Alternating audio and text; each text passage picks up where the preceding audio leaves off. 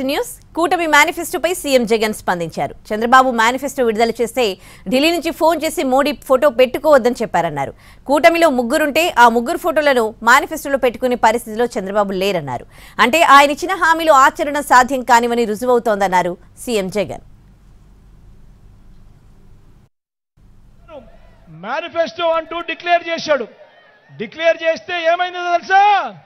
Declare చేస్తే పైనుంచి BJP phone చేసి, అయ్యా నీ ఫోటోనే పెట్టుకో, మోడీ ఫోటో మాత్రం నీ మేనిఫెస్టోలో పెట్టుకోవాకు, మేము ఒప్పుకోము అని అంటా ఉన్నారు.